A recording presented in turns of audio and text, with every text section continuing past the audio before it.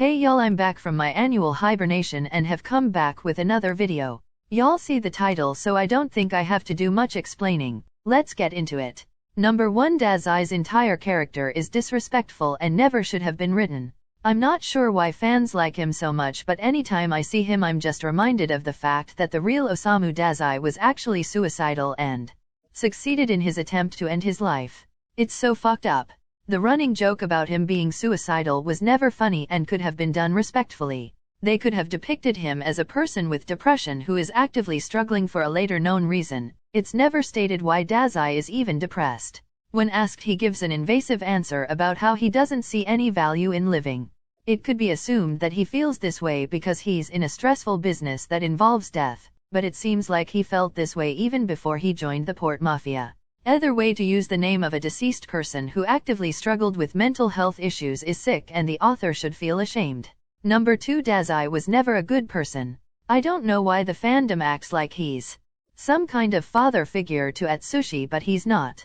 He doesn't give a damn about Atsushi. The only reason he saved him was because of his ability. Nothing more, nothing less. Seeing how he treats Akutagawa contrasts to how he ever treated Atsushi. He saw him on the street with his sister, took him in to train him, which would have been nice if he hadn't abused him and gave him an inferiority complex.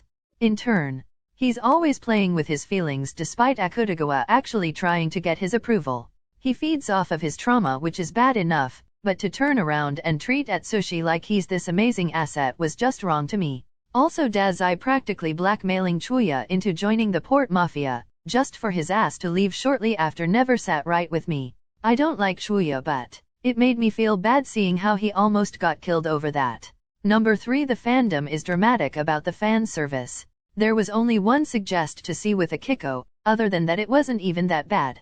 It's not like any minors were involved, so to me it really isn't that serious. There are plenty of other shows with far more fan service, so I'm not that worried. Number 4, I don't like Ranpo. I honestly just never liked him like that, and the fact that I share envy with him makes me nauseous. He's incredibly selfish, and when asked to help Atsushi, he initially refused because he thought the case was boring. It was honestly fucked up because he's a member of the team, and for him just to refuse to try and find him just because he didn't find it entertaining was just very weird. Number 5, Dazai's lack of human qualities has to be the worst form of writing in the show.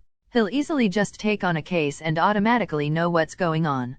He is so omniscient, it's unhuman. One could say it goes with his ability. No longer human, but the fandom acts as if he is the most relatable character in the story. We don't know anything about this past.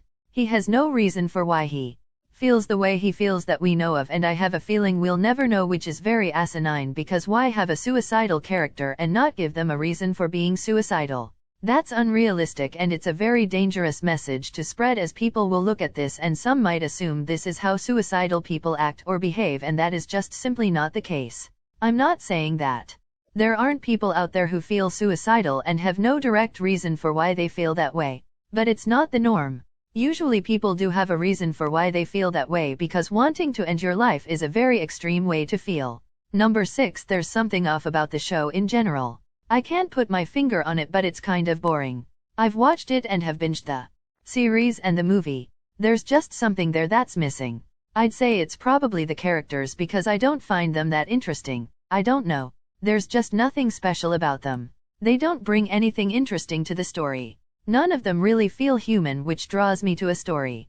Despite their traumas and their hardships, I don't feel any connection to them, which is why I wouldn't say Bungo Stray Dogs is my top 10 favorite anime. And last, Police Number 7. Mori is a creep.